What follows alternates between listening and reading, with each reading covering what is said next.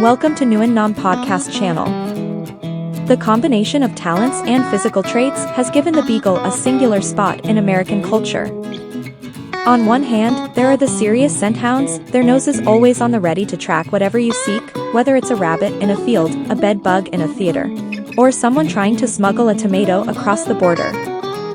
On the other hand, their cute appearance and irrepressible joy make them cheerful sidekicks for any adventure, always ready with a merry expression and a wagging tail, the quintessential family dog. No wonder they have been at the top of the popularity charts for decades. The most famous of all cartoon canines, Snoopy, is a beagle. Of all the breeds in the AKC registry, it's the breed that was tapped to be the organization's mascot, Bailey. If you want to put forth a friendly face, nothing beats a beagle. Dogs who may have been Snoopy's ancestors appear in the work of 5th century Greek historian Xenophon. There are reports of small pack-hounds employed to hunt rabbit and hare in England long before the Roman legions arrived in 55 BC. An English authority called the beagle the foothound of our country, indigenous to the soil. By the 1500s, most English gentlemen had packs of large hounds that tracked deer, and smaller hounds that tracked hares. Modern-day beagles are thought to have descended from Talbot hounds, large white scent hounds that accompanied William the Conqueror into Britain during the 11th century. Another now extinct breed that may have contributed some DNA is the Irish Kerry Beagle, small black and tan dogs similar to bloodhounds. The name beagle first appeared in English literature in 1475, and it was mentioned in the works of no lesser literary lights than Chaucer and Shakespeare. Queen Elizabeth I was among the many beagle enthusiasts who owned one of the variations on the basic design. Her pocket beagles stood about 9 inches tall. These tiny hounds were also known as singing beagles or glove beagles, said to be able to easily stand on an outstretched hand. Beagle-like dogs appeared in America sometime before the Civil War, but it wasn't until the 1880s that the breed was firmly established. In 1885, a beagle named Blunder became the first to be registered by the AKC. In the 1890s, the recently formed National Beagle Club held its first field trials. By the middle of the 20th century, their cute looks and merry personalities had placed beagles in homes all over the country.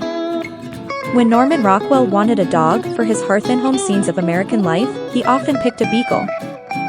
In Rockwell's paintings, you see the breed everywhere, whether it's a young boy bringing his dog to the vet or a pair of pals on a fishing trip.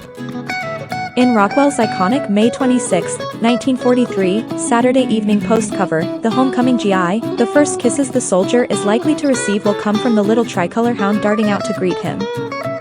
Cartoonist Charles M. Schulz gave the breed a huge boost when he introduced a canine character named Snoopy on October 4, 1950, 2 days after the debut of the comic strip that would become known to the world as Peanuts. Pretty soon, Snoopy had leaped from the strip, read by 355 million people around the world, to books, television, the Broadway stage, greeting cards, pajamas, pop music charts, and parades. Particularly, the Macy's Thanksgiving Day Parade, where his balloon dominates the festivities more than 4 decades after his first appearance.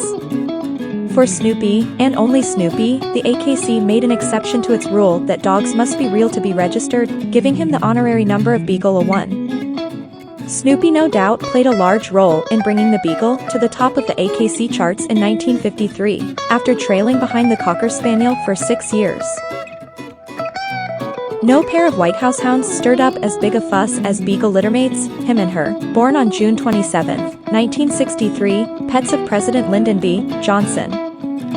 In April 1964, the president was meeting with a task force on increasing foreign investment in the U.S. when the dogs came running over.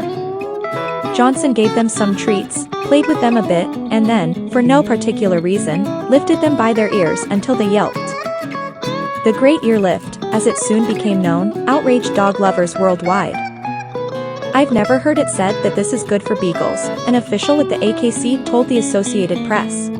Howls of protest sounded for months. If somebody picked you up by the ears, you'd yelp, too, snarled the New York Society for the Prevention of Cruelty to Animals. In January 1965, despite objections, the Pasadena Rose Parade featured a float, named Ouch, that consisted of a 20-foot beagle with long floppy ears, wearing a 10-gallon hat. Cute as it is, that sniffer is nothing to sneeze at, packed with more than 225 million scent receptors. Humans, despite their much larger size, have a mere 5 million. A nose on paws is how the breed is often described. They are practically unbeatable in certain sports, like hunting and tracking, and indispensable for some kinds of work. Beagles are ideal sniffer dogs, packing enormous scenting powers into a compact body. Roscoe the bed-bug sniffing dog for Bell Environmental Services, for example, has been a celebrity in New York City for years. But he is by no means the only member of his breed performing this important job. The Beagle Brigade, a program started by the U.S. Department of Agriculture in 1984, has aided in about 75,000 seizures of illegal foods at airports, seaports, and border crossings. Today, the Beagle has remained in the top 10 dog breeds, and they are never far from the public's heart, mind, and headlines.